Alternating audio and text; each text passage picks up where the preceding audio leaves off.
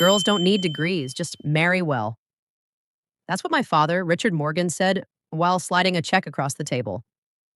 Not to me, but to my brother Jason. He got the money, the praise, the ride to school. I got the bus pass and the silence. I'm Claire Morgan, and for 32 years, I was the extra child in my own home.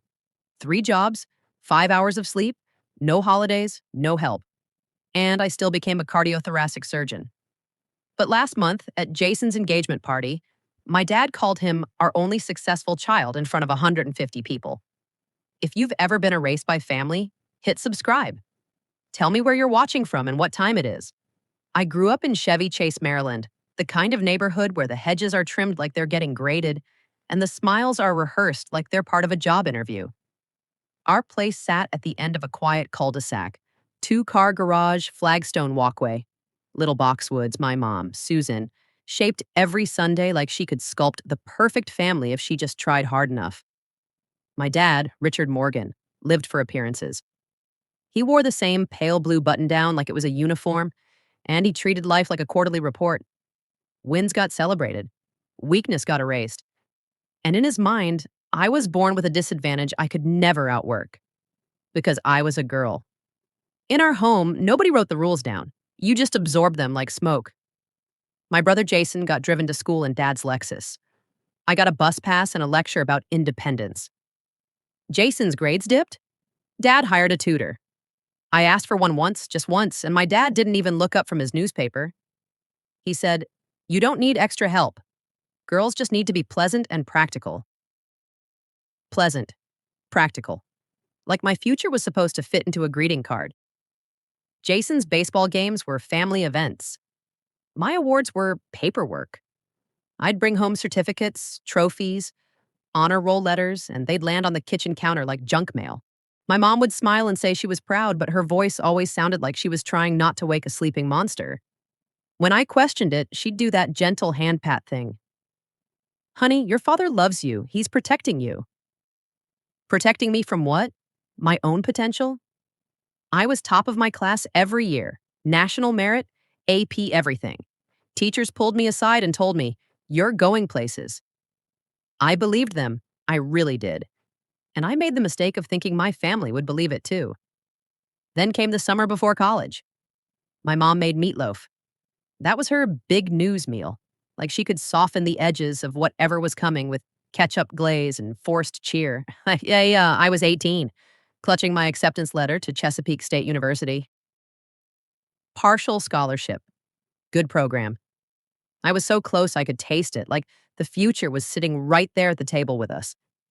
I laid out the paperwork carefully, like if I was neat enough, reasonable enough, it would go well. "Dad," I said, trying to keep my voice steady, "I got in, with a scholarship. I just need help covering the rest. About $15,000 a year." He didn't read the letter. Not a single line. He glanced at the header like it was an invoice he didn't approve. "That money is for Jason," he said, swirling the whiskey in his glass like he was making a corporate decision. My stomach dropped. "But," I thought. He finally looked me in the eye, and I swear I can still hear the exact tone in his voice. Calm, certain, final. "Girls don't need degrees. Find yourself a good husband." And the worst part? My brother was sitting right there, 14 years old, hunched over his phone like he couldn't hear the words that were basically a verdict on my life. He didn't defend me. He didn't even flinch. He just stayed silent because silence was how you stayed favored in our family. I looked at my mom. She stared down at her plate like the meatloaf needed her full attention. And that silence, it wasn't neutral. It was agreement dressed up as fear. That was the moment I understood something that hurt more than the words themselves. I wasn't just unsupported. I was unwanted competition. So I nodded. I said, "Okay." And I folded my acceptance letter slowly, like I was folding up the last little piece of hope I had that my dad might see me. That night I didn't cry. I didn't scream. I opened my laptop and searched for jobs. Waitressing, library assistant, weekend tutoring. 3 applications before midnight. Because right there at 18, I made a promise to myself. I would never beg for love that came with conditions again. And if you're listening to this and your chest just tightened because you recognize that kind of household, do me a favor.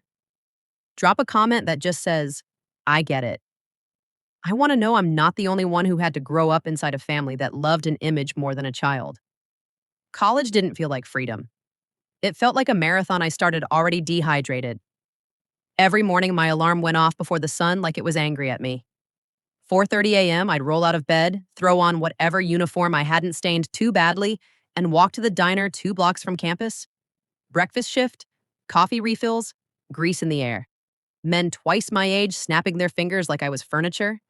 Then I'd sprint to class with my hair still smelling like bacon and my brain running on fumes. Organic chemistry, biology, physics.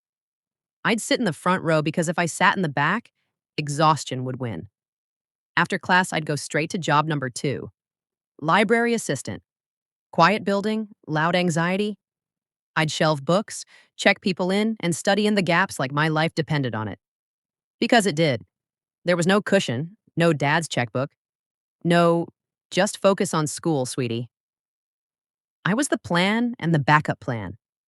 On weekends, I tutored high school kids in math, the same thing my father refused to pay for me when I was their age. I'd sit across from them at kitchen tables in nice houses and watch their parents bring out snacks and encourage them and say, You've got this. And I'd smile politely while something inside me twisted up like a knot. 5 hours of sleep became normal. Not healthy normal, survival normal. I didn't go home for holidays. I'd tell my mom I had extra shifts, which was true, but it wasn't the full truth. The full truth was I couldn't stand watching Jason open gifts purchased with money my father said I didn't deserve. I wore the same sneakers for 2 years until the sole started peeling. I glued them back together and kept walking.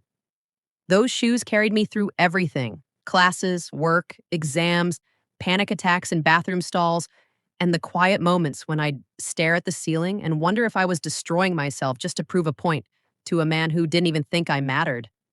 And then I graduated. Top of my class, highest honors. The kind of graduation parents frame and brag about. I sent an invitation home. My mom texted, So proud, sweetheart. Then came the punchline. Jason has an important soccer game that day. We'll celebrate when you're home. I stood on that campus stage alone. And I'm going to be honest, because this is the part people romanticize when they tell you hard work pays off. That day wasn't triumphant. It was devastating. I cried in the parking lot for 10 minutes, wiped my face, and drove to the library to return my overdue books because I couldn't even afford late fees. But I kept going. I applied to medical school and got into 3 programs. I chose Baltimore Crest School of Medicine because their financial aid package made it barely possible. Loans, grants, work study. I stitched it together like a patchwork quilt and prayed it wouldn't fall apart. Med school was brutal. Residency was worse. Fellowship was the kind of grind that makes time blur. I watched people quit. I watched brilliant classmates switch specialties for sanity.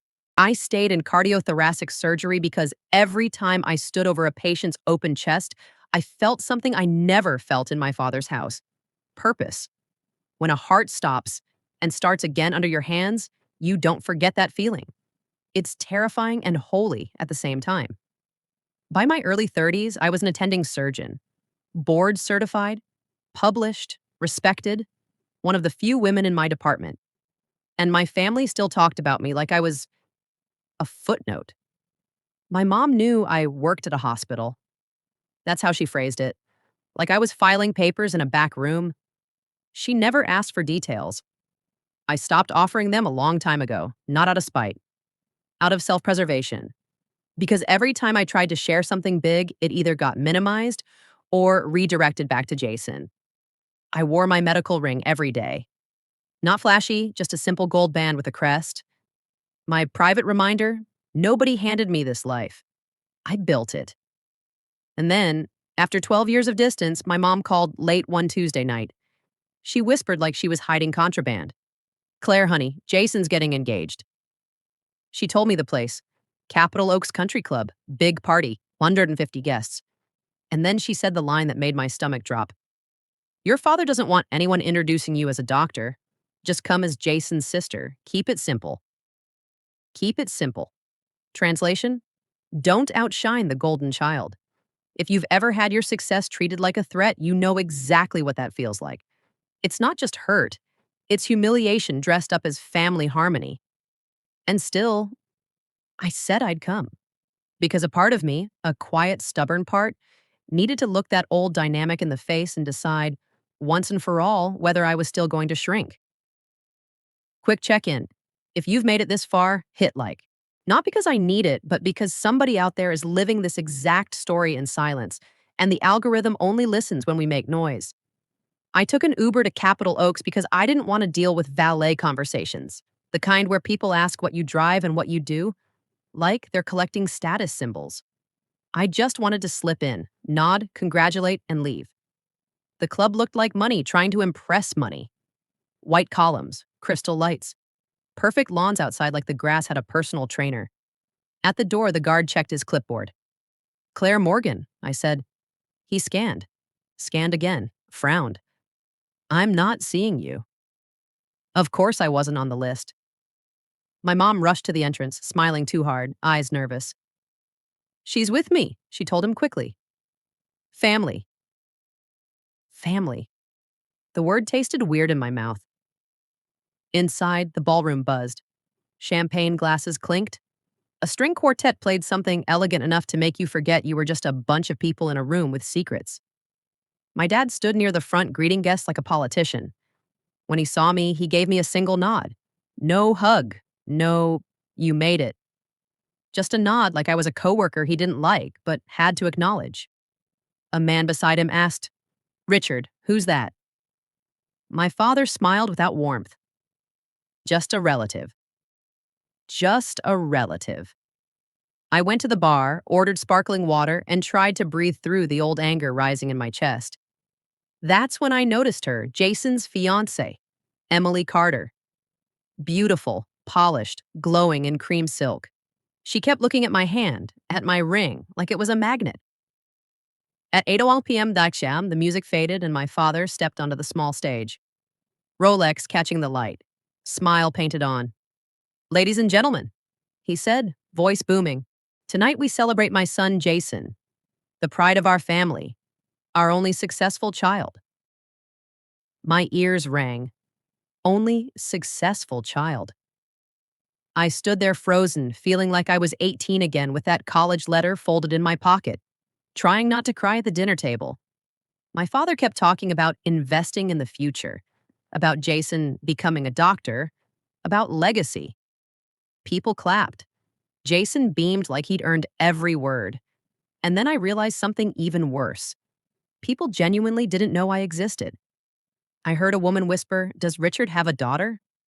And her husband whispered back, "I thought he only had a son." He didn't just ignore me. He erased me. I set my glass down and turned toward the exit. I was done. But Emily stepped in front of me. "Excuse me," she said, eyes wide. "Do you work at Baltimore Crest?" My heart stuttered. "Yes," I said carefully. She swallowed hard. Are you a surgeon?" And in that moment, the memory hit like lightning. 3 years ago, 2 a.m., a young woman brought in after a crash, sternum crushed, bleeding internally.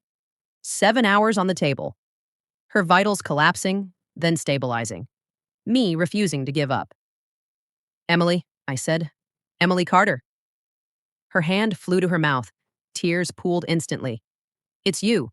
Oh my God, it's really you." Jason walked up, confused, that charm smile slipping. "Babe, what's going on?" Emily blinked. "Your sister?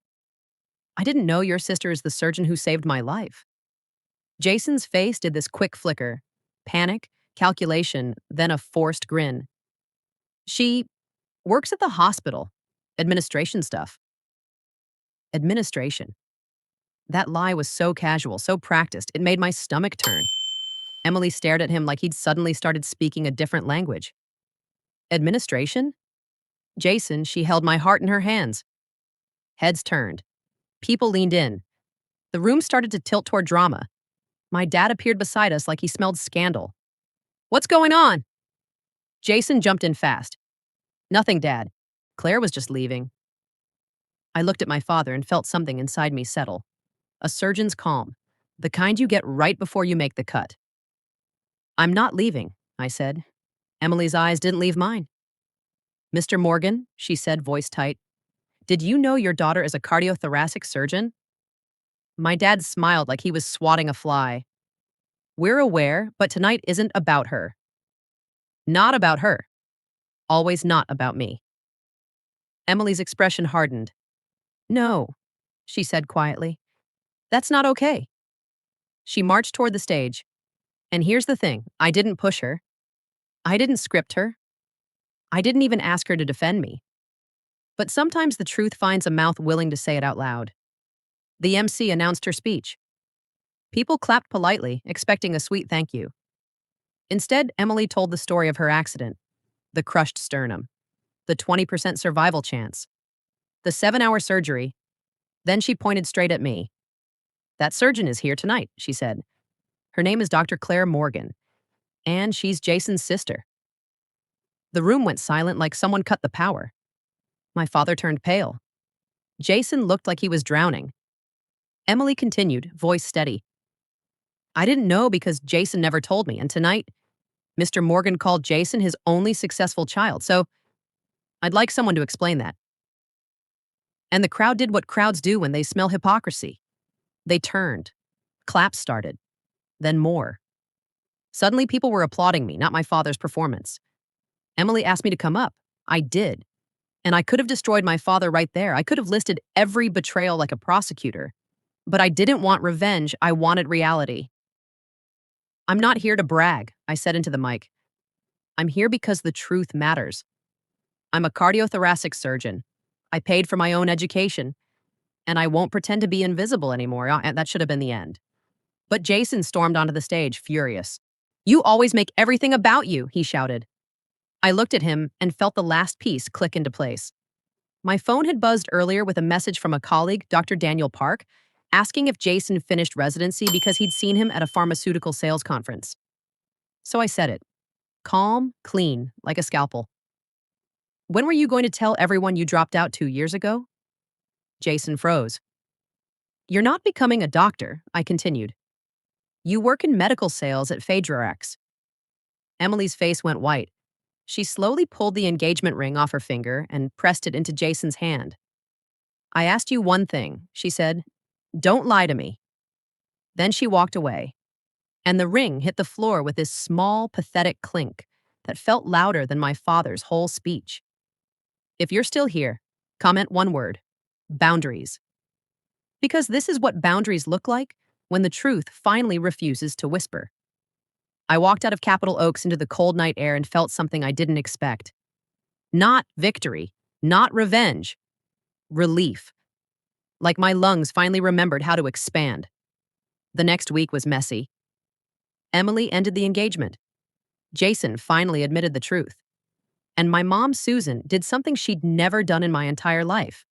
She apologized out loud, not with excuses, not with, you know how your father is. Just, I failed you and I'm sorry. Then my dad texted me, can we talk? And I stared at it for a long time because part of me still wanted a dad. But a bigger part of me wanted peace. So I replied, when you're ready to listen, I'm here.